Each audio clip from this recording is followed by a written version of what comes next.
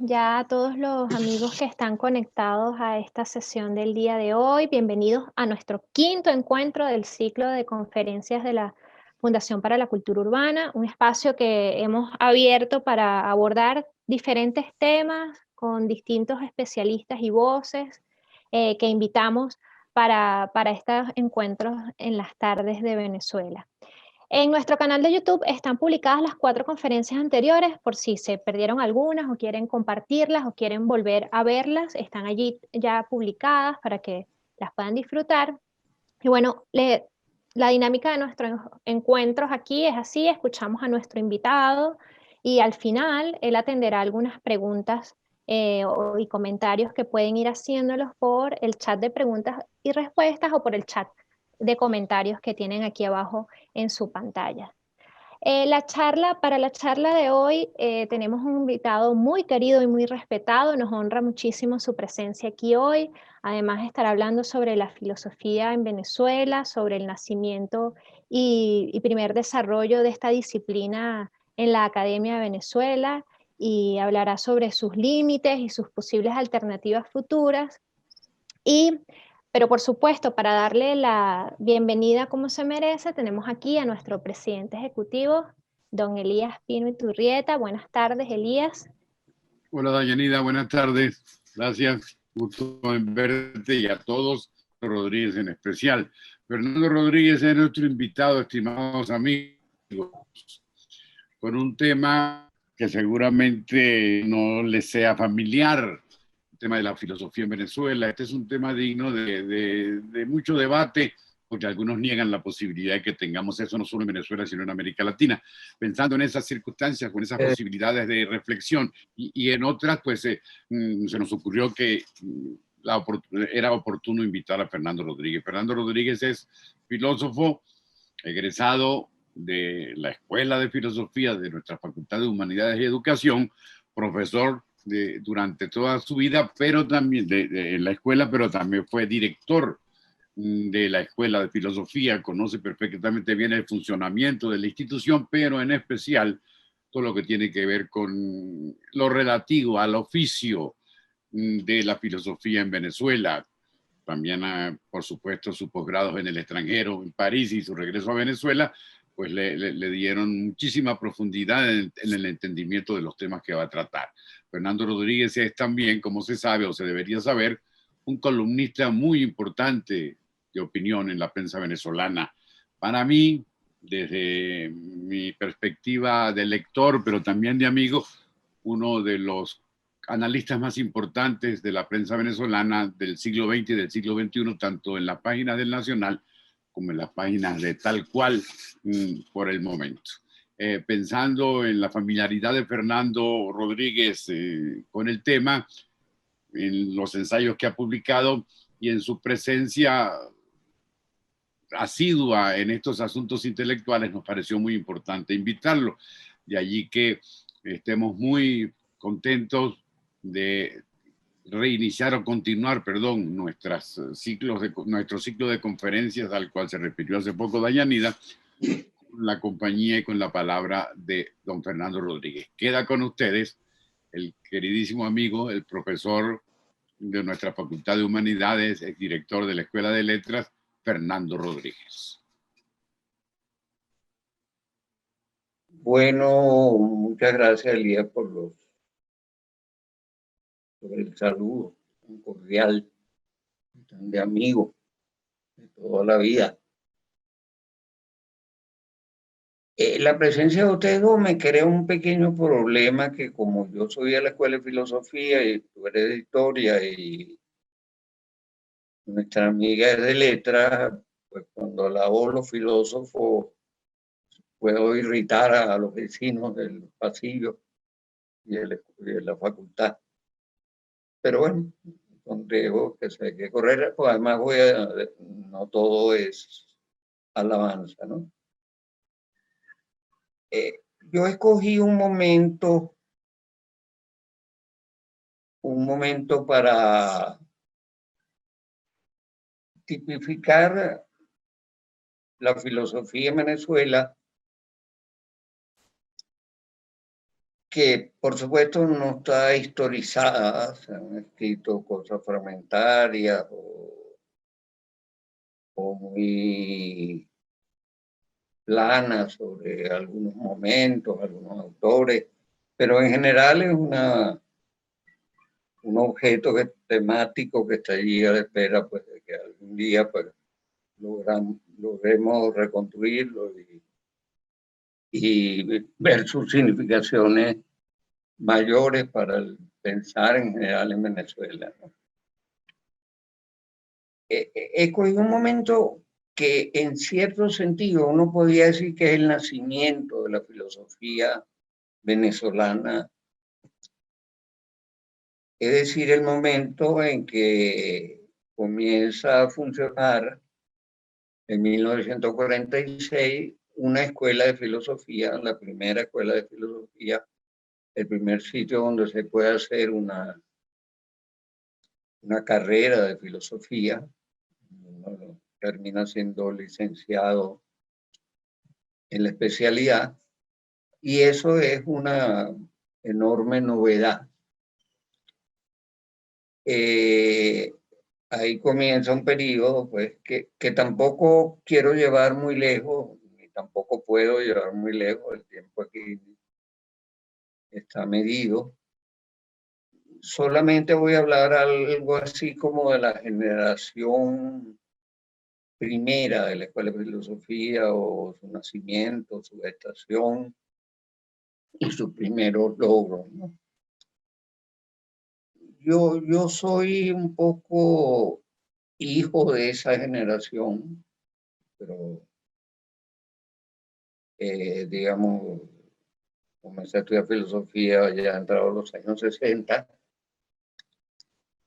pero un poco de esa primavera, diría, de la Escuela de Filosofía y en general de la Facultad de Humanidades.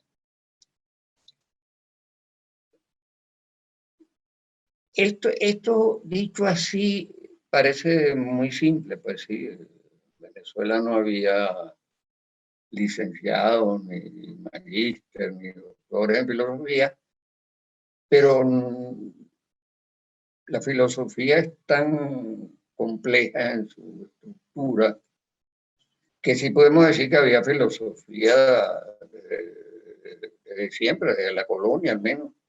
Incluso hubo unos filósofos generalmente extranjeros, transeúntes, obispos que pasaban unos años en el país, que habían escrito algunas páginas sobre filosofía medieval.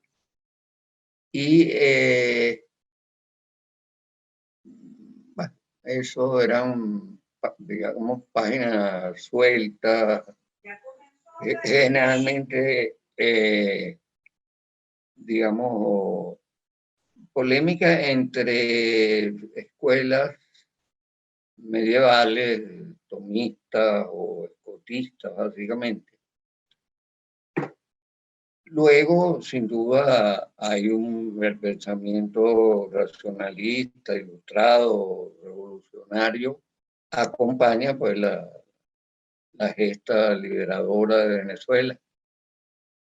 Y luego, muy grosso modo, ¿verdad? El positivismo va a tener una presencia prolongada y más o menos intensa en el país, hasta entrado ya el siglo XX. Pero esa filosofía nunca fue una filosofía, digamos, hecha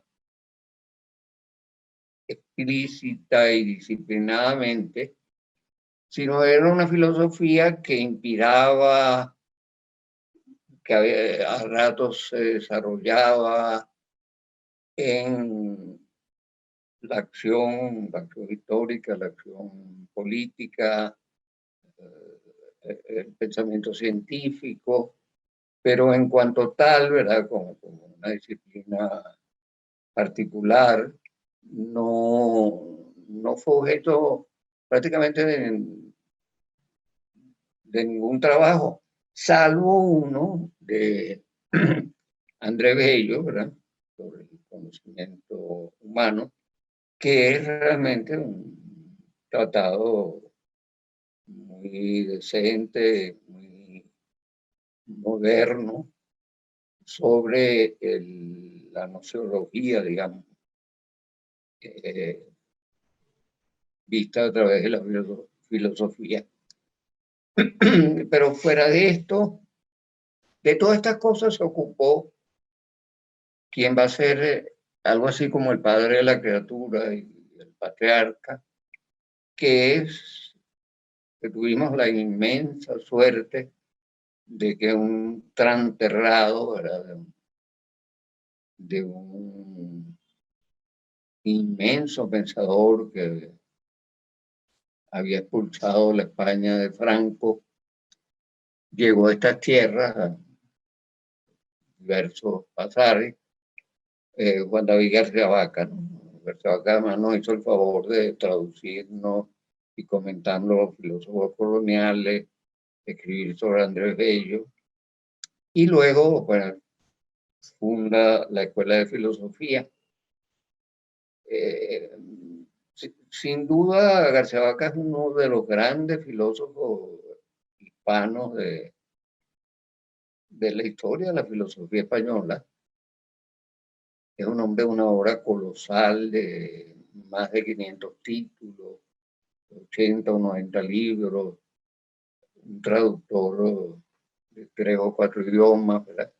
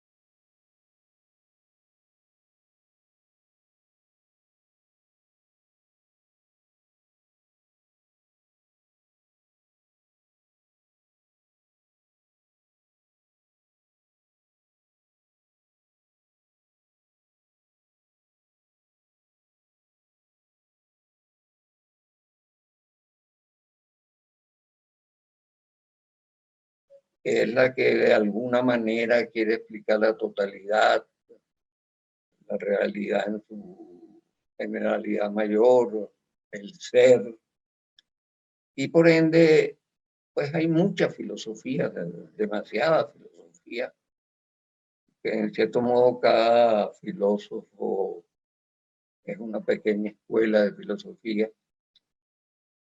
Y bueno, hay las formas más variadas, ¿verdad?, de entender cuál es el objeto, cuál es el método, cuál es el sentido, cuál es el uso de la filosofía.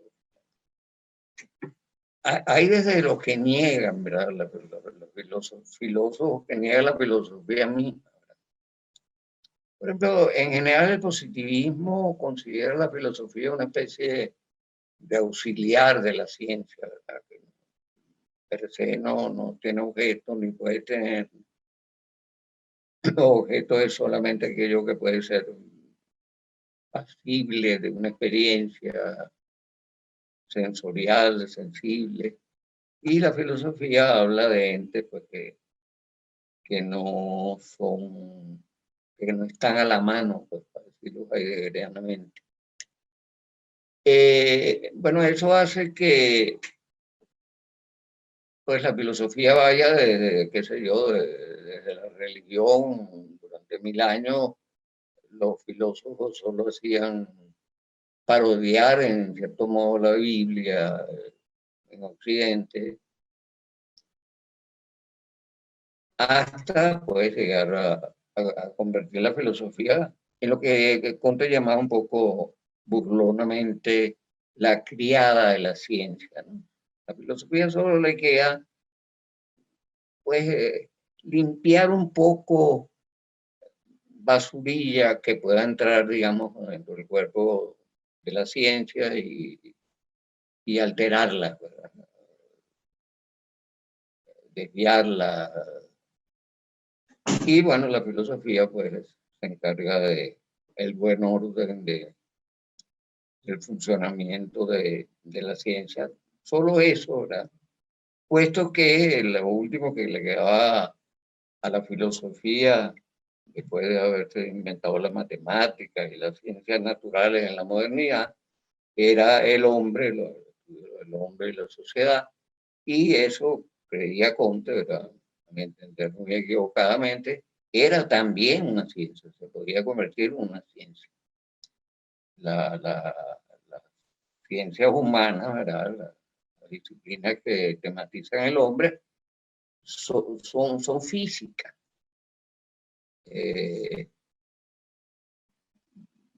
La ciencia que estudia la sociedad la llamaba Comte la física social, y es tan física como la física natural y sus procesos metódicos y demostrativos y sus resultados y ese conceptos de verdad son los mismos. En el fondo hay una sola ciencia. Y habiendo llegado a la más compleja de ellas, al hombre, ¿verdad?, entran más variables, y habiendo dominado pues esa pluralidad inmensa del humano y sometido a leyes, pues ya la filosofía queda sin objeto. Bueno, esto para decir que es difícil decir, cualquiera podría decir, bueno, filosofía no solamente hay en 1946, sino hubo de mucho tiempo atrás, ¿verdad? Y jugó papeles importantes. Bueno, es verdad, se puede tomar la filosofía también en ese sentido un poco más filosofía en acción, podríamos decir, o en desarrollo dentro de cuerpos de ciencia, sustentándolo o encarnándolo. Pero bueno, no podemos entrar por todas las puertas porque sería la de nunca acabar, ¿no? Bueno, entonces, sí, filósofos titulados, ¿verdad?, que recibían especializados, recibían en la aula magna, pero, o en la vieja universidad el diploma, que los acreditaba pues, para el ejercicio de la filosofía, pues lo hay a partir de ese momento, ¿no? Porque si a ver vamos, ¿verdad? Y ampliamos y abrimos todas las puertas, es posible que todos los hombres, como decía Gramsci, sean filósofos. De alguna manera todos se han planteado o nos planteamos los grandes problemas del destino humano, el sentido del humano, de la vida y la muerte, por ejemplo. De manera que querámoslo o no, esa filosofía perenne que hablaba Kant, son momentos necesarios de todo espíritu, ¿verdad? Creemos en Dios, no creemos, nuestra relación con los otros de tal o cual naturaleza y tenemos tal o cual tipo de deber con el que tengo al lado, con el semejante, con el compatriota, etc. La sociedad debe tener estructuras que defienden tales o cuales valores o tales otros. De manera que, bueno, lo que quiero decir que a partir del año 46 empezamos a estudiar filosofía. En un momento que yo creo que hay que subrayar eso, la cultura venezolana está, digamos, transitando a una búsqueda de universalidad muy grande. Es decir, la Venezuela aldeana de Gómez, ¿verdad? Pues empieza a diluirse en la Venezuela moderna del pozo de petróleo. Y hay el deseo, ¿verdad?, de incorporarnos a la cultura en su sentido más moderno y más actual y más refinado en el fondo, más sofisticado. Yo siempre cito el manifiesto de los disidentes, los pintores que comienzan la pintura moderna, contemporánea en Venezuela, publicado en los años 50, se llama El No, o el Manifiesto del No, escrito en París, además, señas, y allí se trata de decir, nosotros queremos hacer arte como lo están haciendo las vanguardias europeas y americanas, norteamericanas. Ya no queremos pintar más paisajes, ya lo pintamos bastante.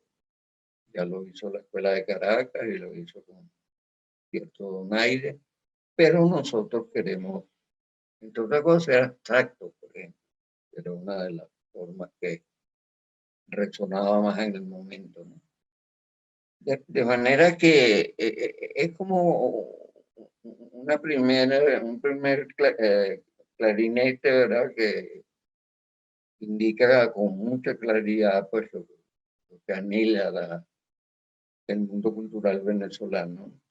Y así lo podamos encontrar en cualquiera de las artes o de las formas de pensamiento.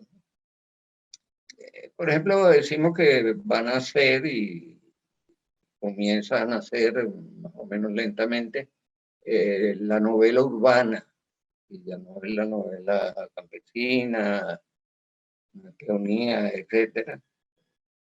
Primeras novelas venezolanas, sino, bueno, un adelantado de esto, o sea, Guillermo Menéndez, que escribe ya novela ciudadana, y que yo diría que tiene un gran representante, un extraordinario representante en Salvador Garmendia, que ya a partir del año 58 es el novelista que en el fondo retoma pues, el puesto que ocupó alguna vez Rómulo Gallegos, ¿no?, modelo novelístico.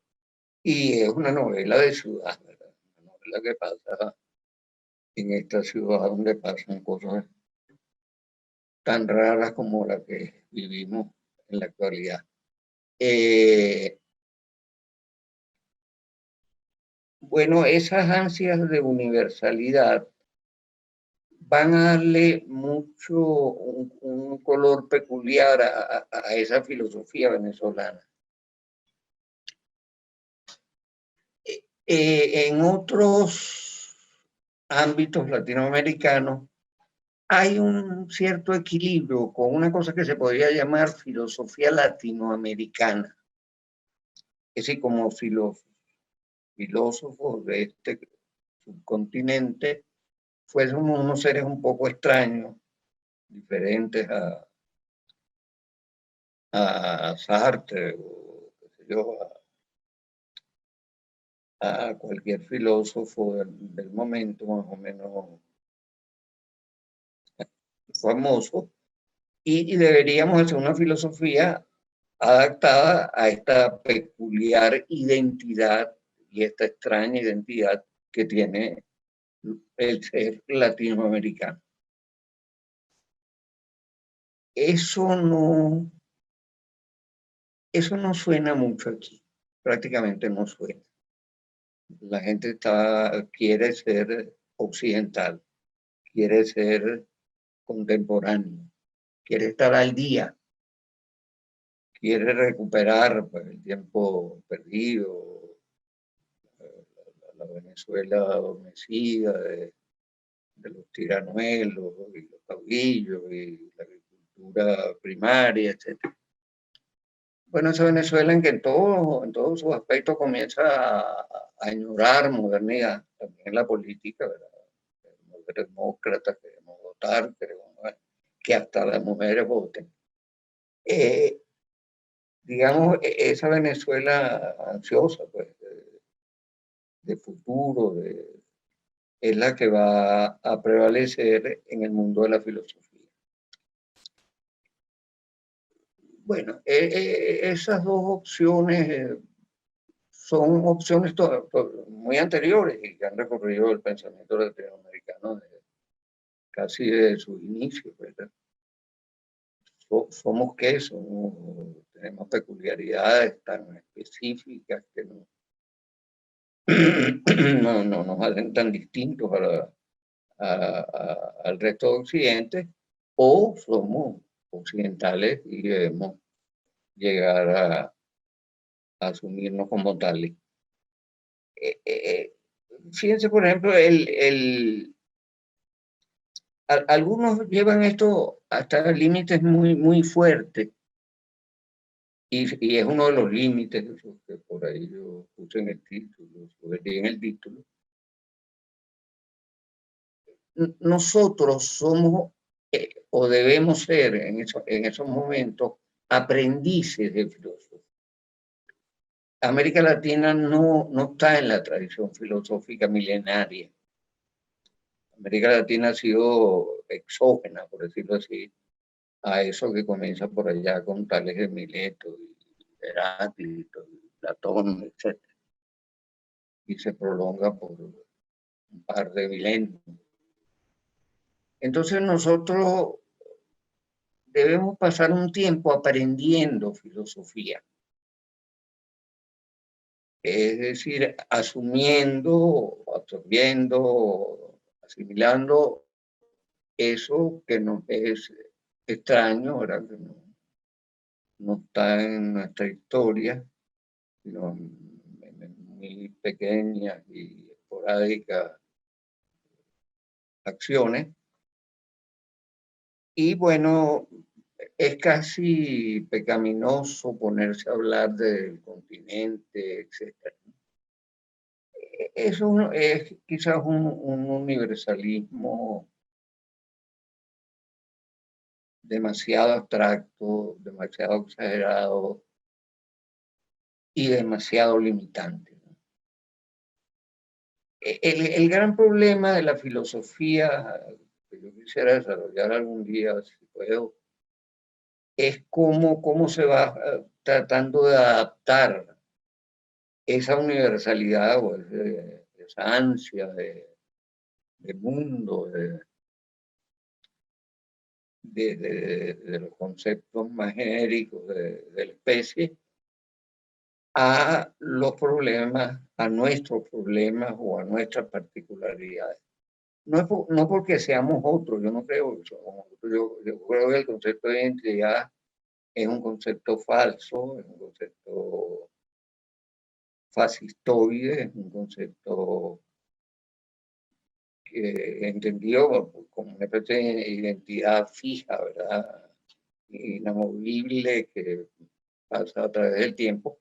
Fíjense en todos estos gobiernetes que andan por ahí, bueno, los orígenes, los padres fundadores, las gloriosas fuerzas armadas en todo tiempo y lugar. Y no, nosotros somos un devenir, somos circunstancias, somos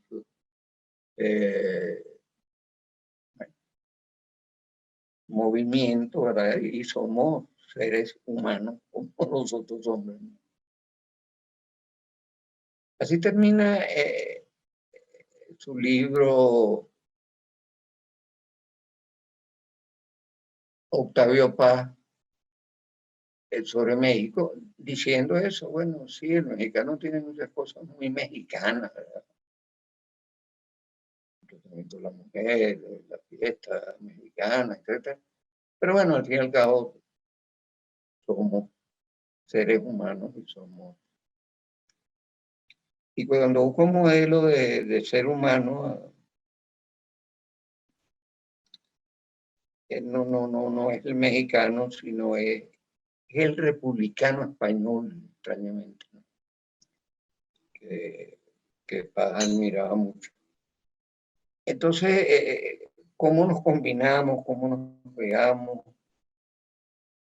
Bueno, ya hemos visto la colonia,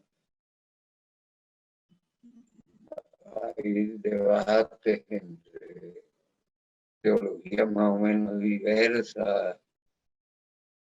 Es el pensamiento francés, el pensamiento de Voltaire, de Rousseau, el que ilumina pues, el fin último, digamos, de la independencia nacional. Y luego vamos encontrando formas de acercamiento entre saberes.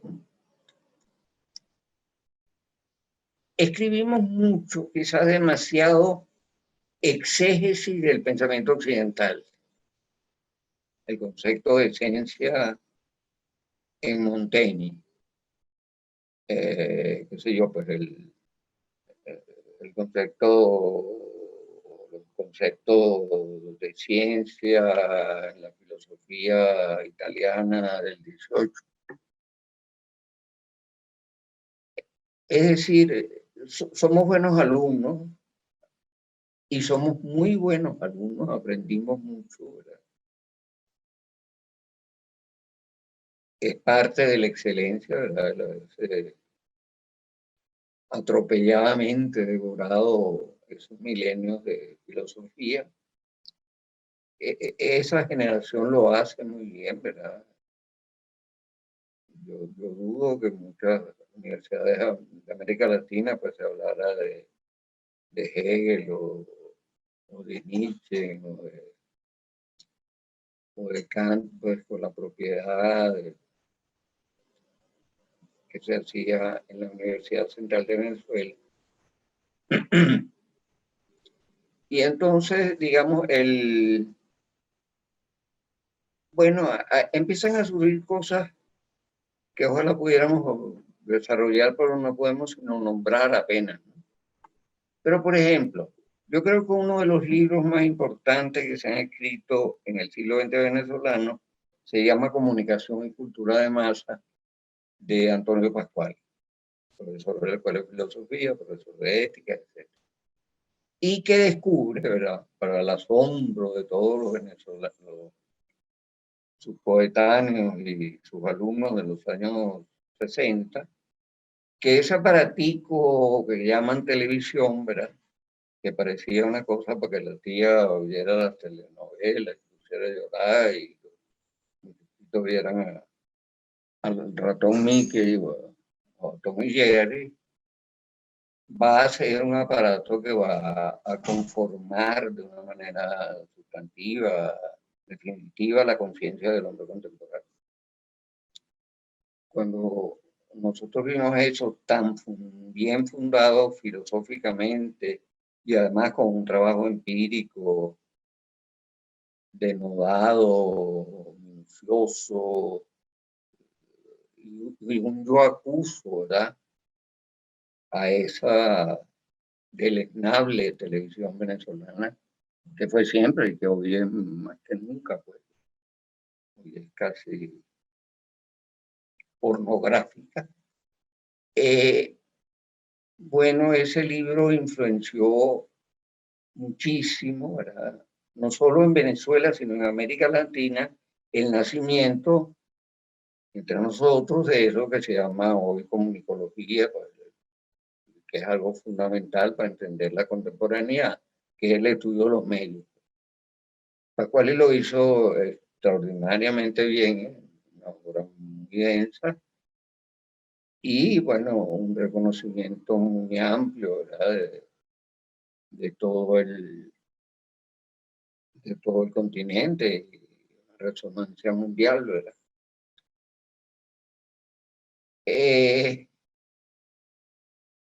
Bueno, eso es una forma de entrelazamiento entre esa tierra virgen y los conceptos de filosofía, los diálogos de Platón, allá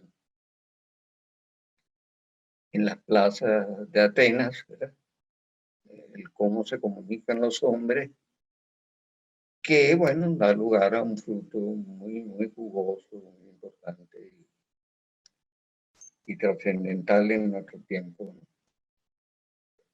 Así podíamos encontrar muchos vericuetos en que se entrecruzan, digamos,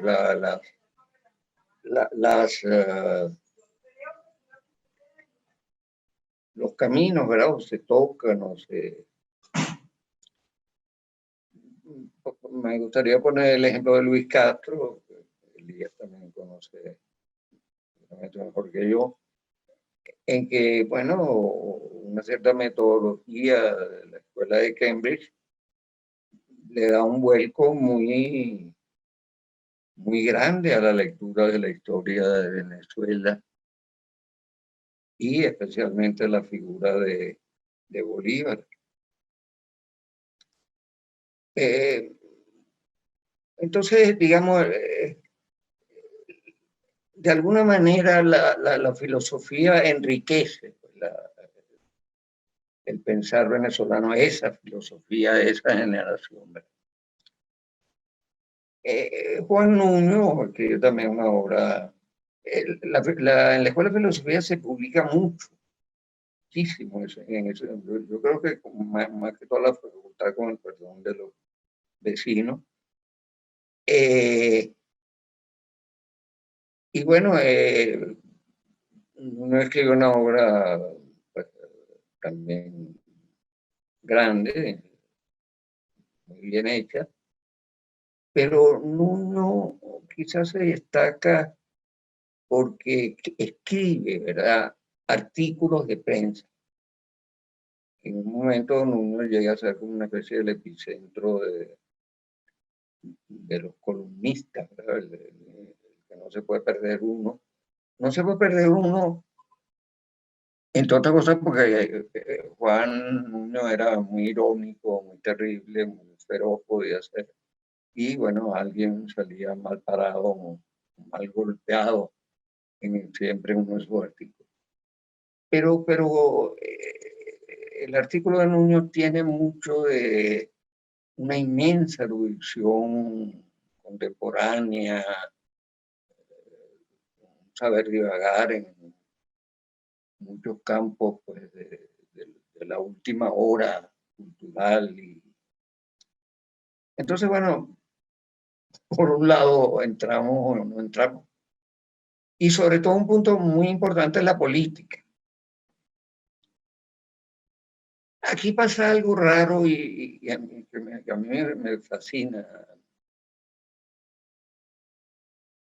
Prácticamente todos los intelectuales venezolanos, en esa mayoría, son comunistas, apoyan la línea del Partido Comunista, que es, bueno, a partir de un poco más allá, unos añitos más allá, es la lucha armada, nada menos. Hasta ahí, bueno, pudiera ser coherente, eso está pasando un poco en el mundo, en el mundo bipolar y de la Guerra Fría. Pero en Venezuela prácticamente nadie es marxista en filosofía. Porque la filosofía de los comunistas, ¿verdad? De la internacional, de los soviéticos, es la filosofía de Stalin. Es el librito de Stalin, materialismo dialéctico y materialismo histórico. Es fastidiosísimo, ¿verdad?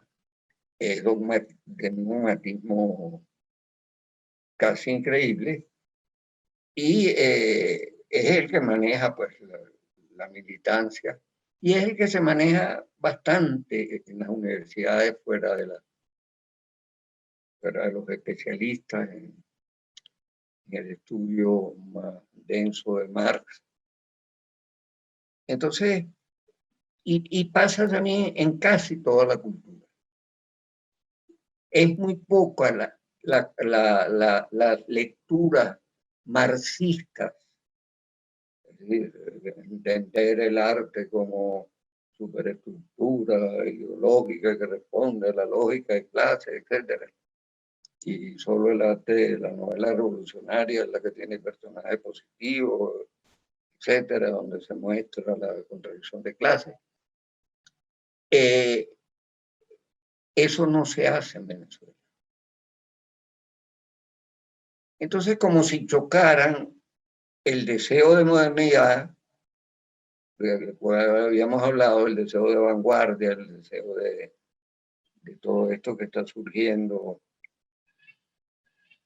con otro signo, y esa fidelidad que la hubo a la línea política del partido de la izquierda venezolana, a los partidos de la izquierda venezolana. Es un choque muy curioso, ¿no? La gente, los que se pudieran ubicar, digamos, dentro del campo ese progresista o de la izquierda, como se decía entonces, revolucionarios, encuentran algunas maneras de ser, de formular filosofía que se acerquen a ese tipo de posición política. Por ejemplo, Sartre es una buena salida, ¿no? Porque Sartre, haciendo una filosofía sumamente sofisticada, de las más sofisticadas del siglo, el Hegel a nada es una cosa que hay que leer con mucha paciencia y mucho tiempo, y es una obra escrita en los términos más técnicos y más difíciles, diría. Y sin embargo es un hombre que tiende mucho hacia la izquierda, desgraciadamente al final tiende demasiado hacia la izquierda y no es tan apreciable como ese Sartre de los comienzos, que es esa búsqueda desesperada de salir de ese marxismo picapedrero, dogmático. Nuno inventa una cosa también rara. Nuno termina siendo positivista lógico.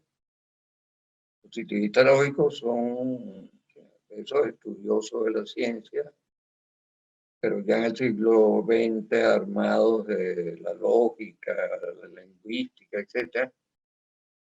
Lectores mucho más refinados de la ciencia que sus ancestros del XIX. Y se le ocurre que como esto es ciencia, ¿verdad? Como esto no es religión, como esto no es metafísica, etcétera, esa objetividad, ese respeto del mundo, del conocimiento, etcétera, esa visión laica de la naturaleza, puede coincidir fácilmente con el marxismo. Y entonces hay un marxismo aireado, mucho más lúcido, mucho más, que permite, ¿verdad? Convivir, digamos, con el positivismo, ¿verdad? O el positivismo convivir con la praxis marxista o el materialismo histórico.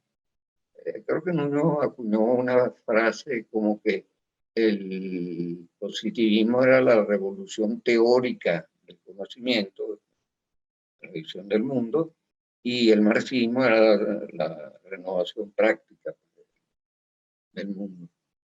Pero eran hermanos algo gemelos. Digo, en general eso pasaba. Aquí se hacía poesía, no se hacía realismo socialista, ¿verdad? No se hacía cantos a los héroes, ¿verdad? Que estaban en la montaña, sino se hace poesía a veces muy hermética, ¿verdad? Uno lee a Alfredo Silvestrada o mi gran amigo Alfredo Chacón de la época, es una poesía que está mucho más cerca de Heidegger que Lenin o de Trotsky, ¿verdad? Entonces, el techo de la ballena quizás sea el más representativo, el más llamativo, el más exclamativo de los movimientos de la época. Bueno, se agarra del dadaísmo y del surrealismo, de su ironía, de su violencia verbal, de su burla de la vida burguesa, etcétera, y hace una poesía sumamente agresiva, sumamente guerrillera, dice Ángel Rama, sumamente escandalosa, ¿verdad? Aquí se hace una cosa que se llama homenaje a la necrofilia, para burlarse pues, de las buenas familias, como diría Lautremont. Es decir, entonces se busca en esa dinamita que escondía el surrealismo, ¿verdad? El mundo onírico que desea buscar. Y los surrealistas en general tuvieron hacia la izquierda siempre y hacen, digamos, una especie de neodadaísmo muy valioso, ¿verdad? Porque no es una réplica tardía y copiona del modelo vanguardista clásico surrealista, sino que se liga a la circunstancia terrible, dramática, que es una línea política totalmente equivocada, totalmente derrotada y totalmente dolorosa, ¿verdad? Donde mueren los amigos muchas veces. Entonces, esa búsqueda de una poesía muy agresiva y muy enfrentada pues, con el mundo circundante, le da a esa matriz originaria del surrealismo un toque muy personal. Yo creo que esa vanguardia fue muy importante, ¿verdad? Y muy original en el fondo, ¿sí? Tuvo un toque de originalidad, esa síntesis que decía que se buscaba entre lo universal y el venezolano que somos, el latinoamericano que somos, en esos productos se logra ver, ¿no? y en otros, ¿verdad? Maíz Vallenilla trata de pensar la universidad, por ejemplo, mucho, escribe 2 o 3 libros sobre la universidad. Bueno, en fin, los demócratas cristianos, es la obra de la teología de la liberación, de la izquierda cristiana vigorosa. Es la época del Concilio Vaticano II, en que la Iglesia pues, se alborota tanto. Y aquí también de alguna forma repercute en ciertos pensadores nuestros, ¿no? Sí, de manera que a la vez que éramos muy buenos alumnos de filosofía, de la tradición que no teníamos, debíamos adquirir, aprender. También hay, digamos, lo que yo pienso que es un fenómeno cultural importante. No existe ninguna historia de la filosofía en Venezuela. Esto de verdad muy poco se ha estudiado y diría en general muy pobremente. En general, pues, todavía la década del 60 es un terreno virgen y un terreno sumamente importante donde pasan muchas cosas y donde Venezuela a lo mejor constituye muchas de las raíces que hoy nos tocan el árbol que somos, ¿verdad? Un árbol un poco triste, ¿no? Pero bueno, lo que quiero decir que, porque veo que ya la hora parece ser, no sé,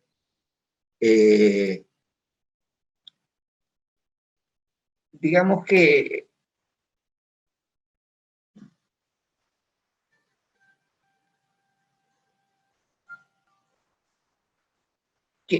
va a pasar en adelante? Yo diría duro, no sé. Bueno, para empezar, no sé muy bien, a pesar de que Lidia dice que yo soy buen columnista y todas las semanas tengo que hacer la tarea. Bueno, no sé qué va a ser de Venezuela. Ojalá pues, salgamos de este infierno, pero y reconstruyamos, ¿verdad? Todo lo que hay que reconstruir. Para empezar las universidades, para empezar las facultades de humanidades, para empezar las escuelas de la facultad y la filosofía misma, ¿no?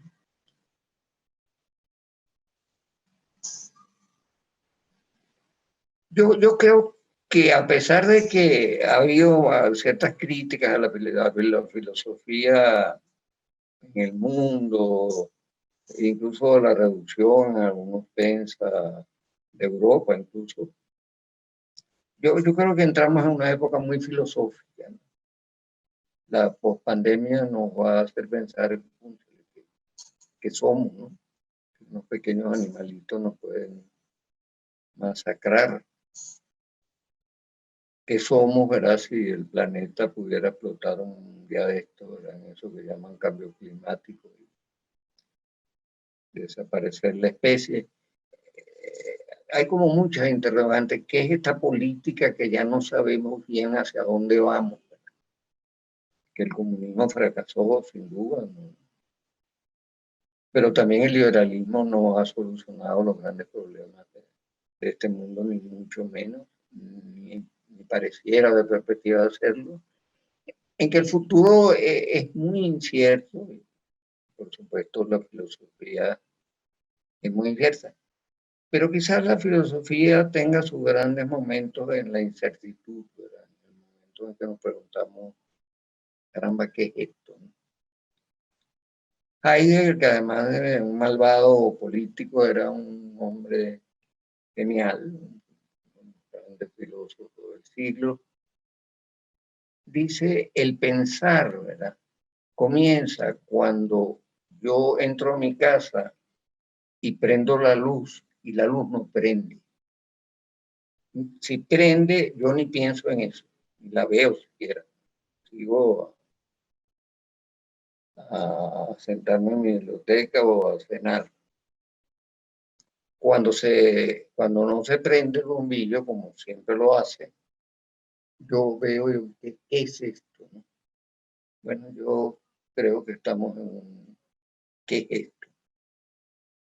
Y sobre todo en Venezuela, ¿verdad?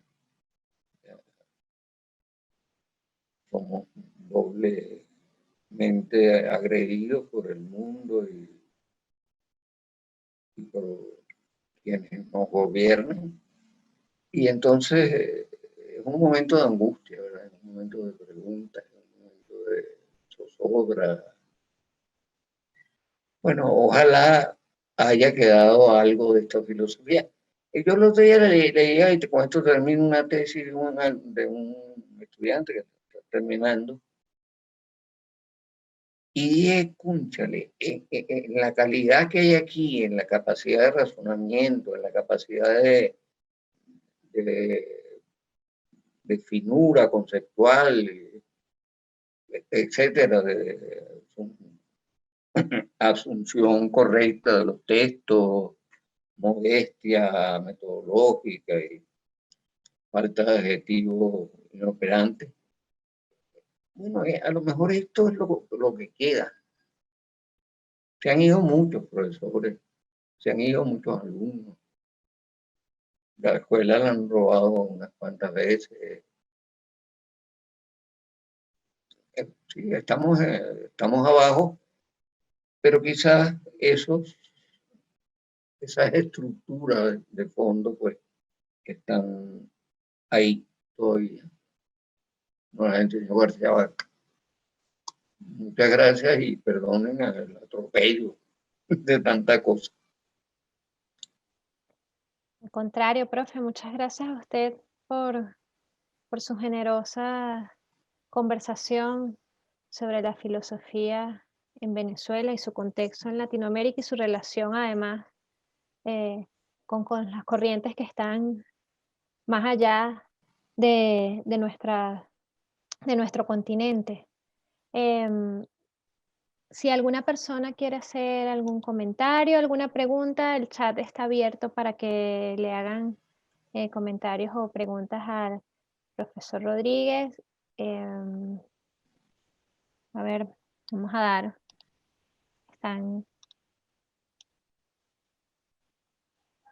Está tímida la audiencia, profe. No para menos. Ajá, a ver.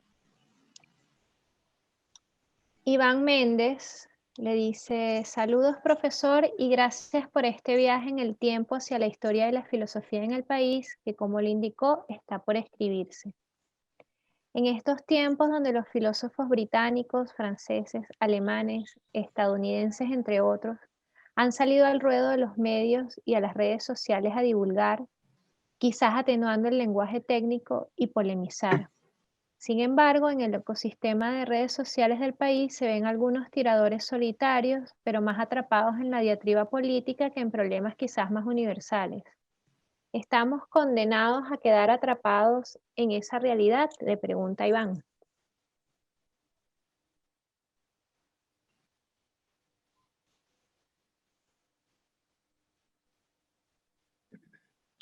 Bueno, hay algunos filósofos, no muchos, no lo que deberían, tanto como deberían ser, que, bueno, están escribiendo a su manera sobre lo que está acaeciendo y criticándolo, combatiéndolo. Ahora, la pregunta se la debe hacer el alemán ese, el inglés ese y el francés ese. ¿Cómo se junta filosofía y política? ¿Cómo hablo yo filosóficamente de Maduro? Es decir, bueno, eso que yo hago los domingos, trato de analizar, de pensar un poco, está acá diciendo, yo no lo llamaría filosofía.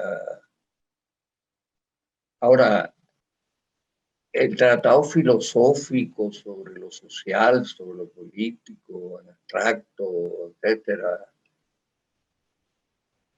bueno, quizás no estábamos ni estamos maduros como para llegar a estar entre los grandes centros de pensamiento abstracto, filosófico, digamos. Que no estoy comentando si va a haber noruegos o no va a haber noruegos, dentro de poco bañándose ahí en Tanaguarena, sino me estoy preguntando qué es dialogar, por ejemplo, qué es dialogar en política o preguntas de alto grado de abstracción. Bueno, esa es la cultura feliz que hay que buscar, pero yo diría que, bueno, todavía no hay una filosofía latinoamericana, digamos, a nivel mundial. Aunque verdaderamente en esos años, vamos a decir, de esplendor, de primavera, de la filosofía en Venezuela, bueno, aquí vinieron muchos filósofos extranjeros, muchos filósofos que habían dado clases, dieron clases aquí y habían dado clases en universidades sumamente importantes del mundo. Es decir,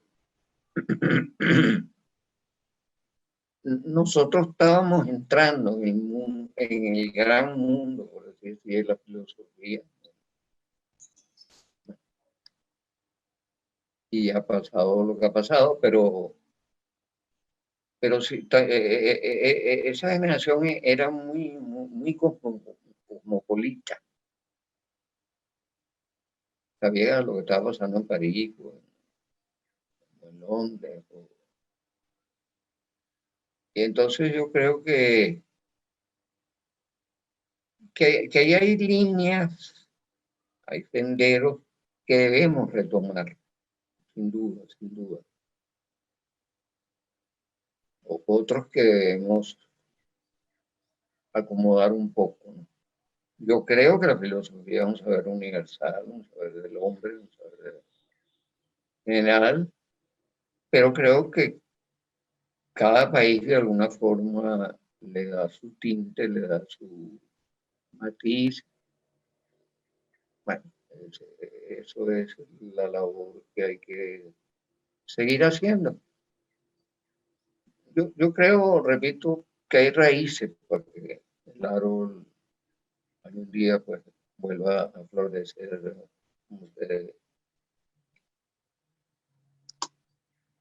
Tiene otra pregunta, profe. Quizás conozca a la persona que le hace la pregunta. Cecilia Rodríguez Leman le pregunta, ¿es posible vivir en la incertidumbre, estar cómodos en ella?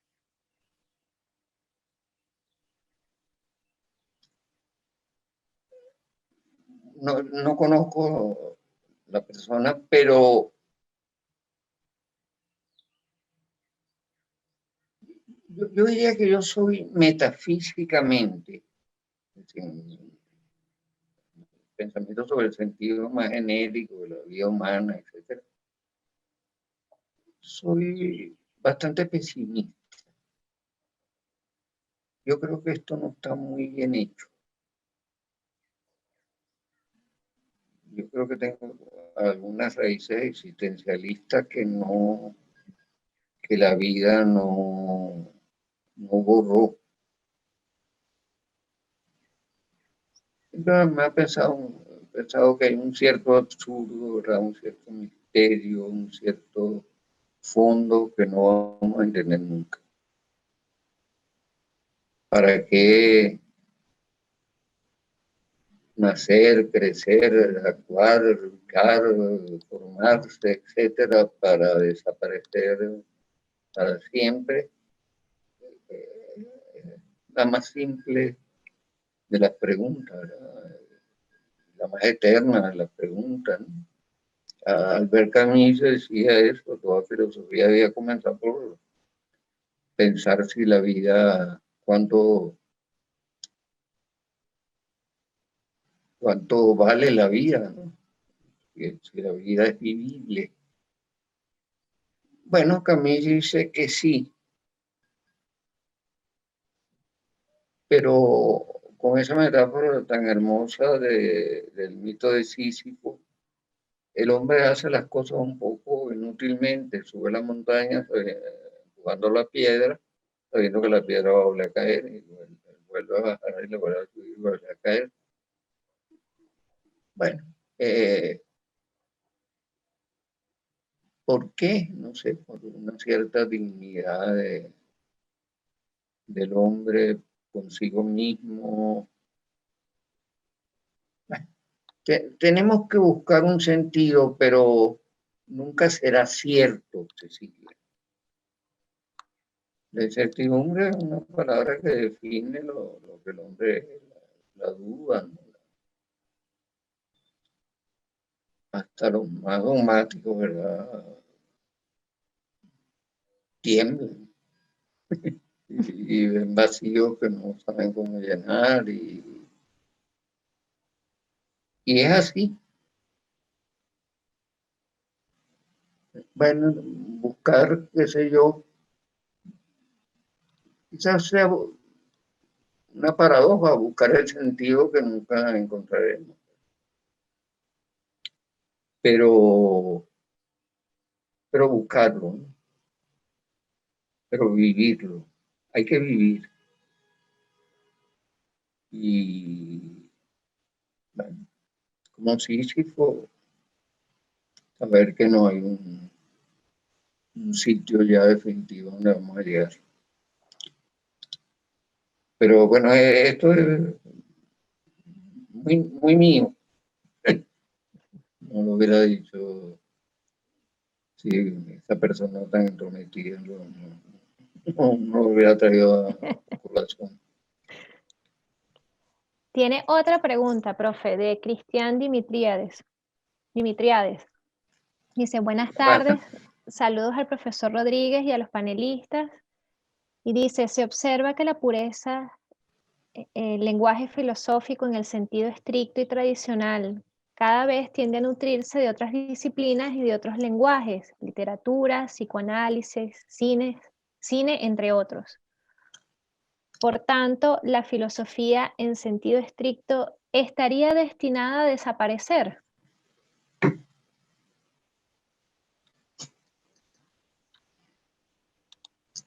Yo creo que hay periodos de la filosofía y un poco del que venimos hablando, que es muy hermética, que hace un lenguaje muy específico y muy difícil. Repito, leer Ser y Tiempo de Heidegger es de verdad una tarea. Leer la fenomenología del espíritu de Hegel queda movido, ¿no? Mentalmente. Humberto Eco, que era tan lector y tan sabio y tan sagaz, él decía, esos libros no se pueden leer solos.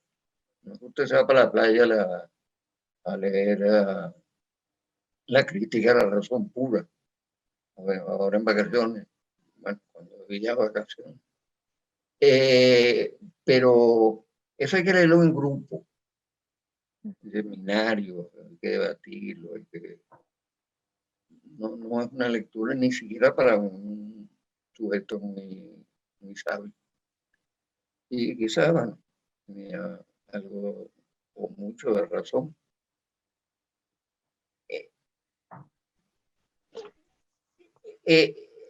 Hoy se hace una cierta filosofía más digerible,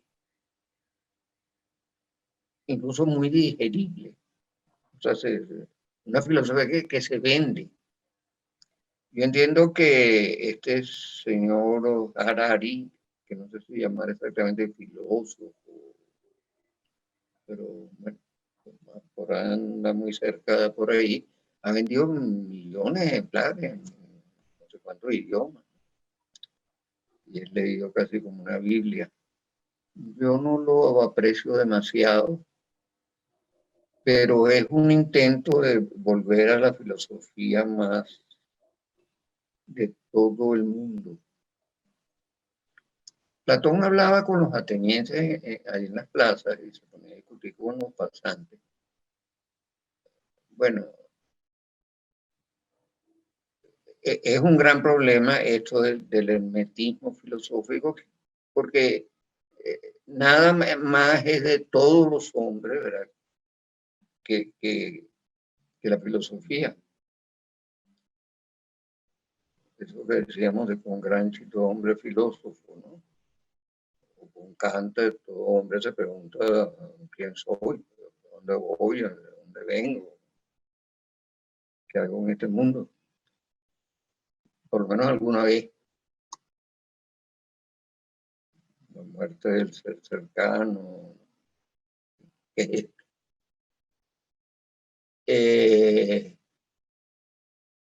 O la muerte propia, pues, que se anuncia.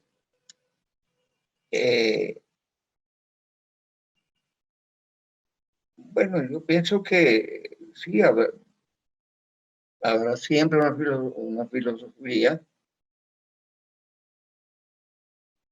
y hay que preguntarse, y repito, la filosofía no es para filósofos, para uso de filósofos,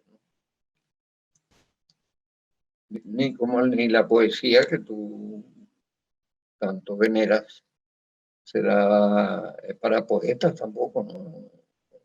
El lector, como dice Adorno, de todos los hombres, ¿no? Potencialmente, o en el deseo casi inconsciente del autor, ¿no? Se escribe para el mayor número de lectores. No, yo no creo que el cine haya contaminado la filosofía o cosas muy precisas.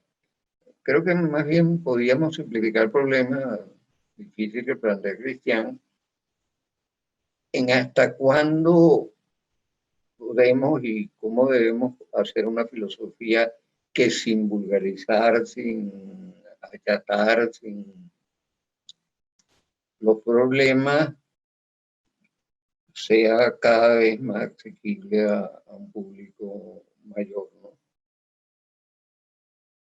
Fíjate que la filosofía puede ser casi un sinónimo simplemente de pensamiento, ¿no? Cualquier señor dice, yo tengo mi filosofía y porque soy el Magallanes, el Caracas, el Madrid, o mi filosofía sobre tal o cuál van a dar problemas este y no otro. Y puede ser lo más inaccesible. Ahí está el problema, ¿no? Cómo hacernos oír y cómo respetar problemas que son problemas. A veces posiblemente insolubles. Yo creo que sí, que hay un misterio en el fondo de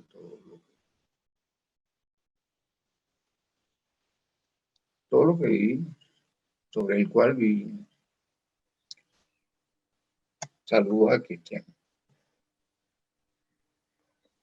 Bien, profe, con esto cerramos la sesión. De nuevo, muchísimas gracias por este recorrido, como dijo uno de los participantes, por este recorrido por la historia en construcción de la filosofía en Venezuela y que está además por contarse también. Agradecemos la presencia de todas las personas que nos acompañaron. Gracias a nuestro presidente ejecutivo Elías Pino Iturrieta. Nos vemos en una próxima oportunidad, los esperamos en la próxima conferencia y le mandamos desde acá un gran abrazo, profe. Buenas tardes.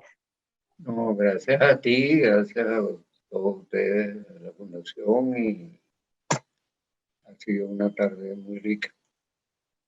Pronto esta conversación, esta conferencia del profesor estará disponible en nuestro canal de YouTube para que la puedan volver a consultar y puedan compartirla.